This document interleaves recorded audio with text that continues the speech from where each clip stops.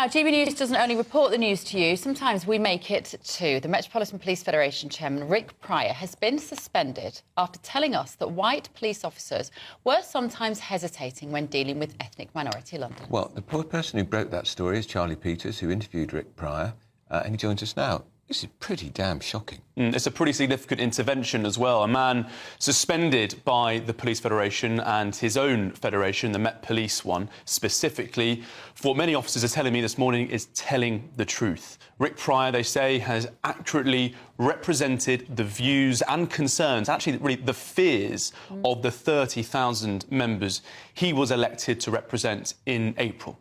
Let's bring it back to what he said in that interview on Monday when I phoned him up in the afternoon. He told me that white police officers in particular were hesitating when dealing with ethnic minority Londoners, in particular because they feared malicious and vexatious investigations on racial lines. They did not want to get into altercations and confrontations with ethnic minority Londoners because they were concerned that this would lead to their careers being ruined, possibly their marriages, their mortgages, everything being thrown up into the air. He said this on the back of two high-profile cases recently where officers were exonerated following lengthy investigations. But the main one, the most recent one that he wanted to talk about, was this incident of a Croydon bus fare evasion, where a woman was stopped by a police officer, asked to show her ticket. She refused to do so. And he told me in that case, when he was finally exonerated, having actually been charged and convicted of assault and was fined, he said that the Met had the racism of low expectations because they were failing to call out bad behaviour. They're too scared to say when members of the public behave poorly. He spoke to us about this on the channel on Tuesday. I think we can play a clip for you now. And the behaviour of certain individuals, it clearly falls below that of which society expects. I think it's incumbent on police leaders to support their officers who are charged with dealing with these type of incidents to come out and call out that behaviour. And I mean, the example of which I relate this to was the recent Croydon bus incident matter, where it was clear that the lady in question behaved poorly. It's a quite reasonable expectation of society that if you travel on transport, London transport, on the buses, the trains, you know that if you are asked to produce a valid ticket for travel, you show that ticket. Had that happened in this case, there would have been no incident. And so it was the behaviour of the lady in question that instigated the whole matter. What the Police Federation is and who he is and why this is so significant. Well, police officers aren't allowed to unionise, but this is essentially their body that represents them in the public. And Rick Pryor, as I said, elected in April, is speaking to explain the concerns of members. Many, I think, police officers feel this fear after those investigations. And when I spoke to some officers last night, and indeed other regional chairs of their specific federations, they told me they were shocked and saddened to hear about Rick Pryor being suspended. As I understand it, the Federation is investigating him for supposedly discriminatory remarks that could affect the confidence that the public and other officers have in the Federation. And he's not just being defended by police officers. I spoke to a career criminal this morning, Sicarius McGrath, who was a gun runner and extortionist in the northwest of England for over 20 years. He told me that active criminals he speaks to as part of his work to try and rehabilitate criminals are telling him that they are aware of this and they are using it to their advantage. They are putting in malicious and vexatious complaints because they know that it will force officers off the scent. One drug dealer, he told me, was specifically hiring young black boys to run drugs because they knew they'd be less inclined to be stopped by officers who want to apply the law fairly, but are fearing that they're going to be stopped by vexatious investigations. And it's about free speech, this, Charlie, as well. It's about the fact that if you feel there's an issue amongst you and your employees, that you should be able to say something about it without fear of losing your job or at least being suspended. Absolutely. I mean, it's a very concerning situation, and Rick Pryor will now be looking at his options to deal with this suspension. But at this moment, it has to be said, he's receiving an awful lot of support online after this suspension last night by the Police Federation of England and Wales. Yeah, and if he's wrong, then have that conversation with him. If he's wrong, then his bosses should be able to prove to him why he's wrong, and that's what debate and free speech is about. It feels to me like he's right. That's why he's been suspended. Well, it is the worst hurricane in 100 years, and it has hit Florida. More than 2 million homes and businesses without power. That's right. Life-threatening flash flooding is sweeping across the region. There's up to 9 inches of rain that has fallen in Orlando. It'd been listed as a Category 3 hurricane. It's now down to Category 1, but still winds are over 100 miles an hour, battering Florida. We're told that deaths are inevitable, but there are no official figures as yet. Alex Bennis is a student who's currently in Miami, sheltering from the worst of it, and joins us now. Alex, good morning to you. Good morning. Thank you for having me. Can you tell us your own experience of the hurricane, where you were and what it was like? Well, I came to visit my family, who has moved to Florida a few years ago. Quite a few American families moved to Florida in the past few years, mostly for political reasons, something that happened after COVID-19. And my parents chose to move to Sarasota, Florida, because it was notorious for actually having 0 hurricanes. It was something that was a selling point, ironically enough. So I came to visit my family about a week ago. There was no real mention of the hurricane. People didn't really realize how serious it would be. We were more worried about the previous hurricane that had just come through and maybe the debris that was piling up. And then in the matter of a few days, the hurricane doubled in size in the Gulf of Mexico, and it became apparent this was going to be a serious threat.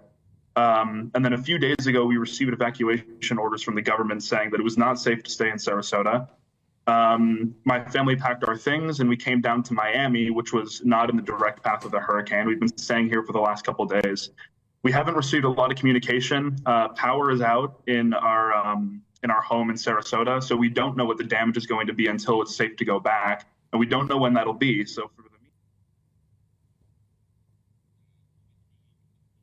I think we've lost Alex's audio.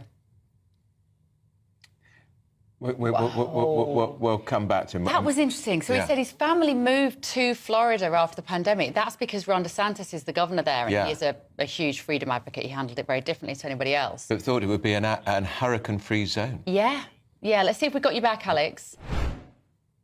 Can you hear me now? We can, Alex. Yeah, carry on. Yeah. Okay. How close was the actual effect of these gale force winds to you? How far away were you? Personally, I was not entirely in harm's way. We only received a few lashes of wind. Unfortunately, our home was passing directly under the eye of the hurricane, so in very close proximity to the absolute worst winds. And the other unfortunate part is what we're really worried about is the storm surge, so the flooding that follows the wind. We're reporting that it might be anywhere from 9 to 15 feet of flooding, which would practically eviscerate all of the homes in the vicinity unless there's barriers or walls that are there to protect it. Most homes are with hurricane protection, but you can never be sure when you have 15-foot high waters and running through the street. Do you know if the family home, what state it's in, Alex? Is it intact or not, or don't you know yet? We don't know because there's no power and no electricity, so we don't have access to our home cameras or anything like that. We'll only know when I arrive back in Sarasota. Which might be when? How long do they suggest that you stay away until the calm has settled? They haven't said yet. It's an indefinite evacuation order that won't be lifted until the authorities deem that it's appropriate. We assume it'll be another few days. Okay. And I've already been evacuated for at least 4 days now. What's the situation with house insurance, Alex? It might seem like a rather dull question, but I'm always fascinated, particularly maybe in an area which isn't typical for having these sorts of weathers. Are you covered as homeowners? Will your parents be covered? Luckily, we are, but most people aren't. In Florida, there are laws that dictate that you must have certain types of house insurance, but different insurance plans cover different things.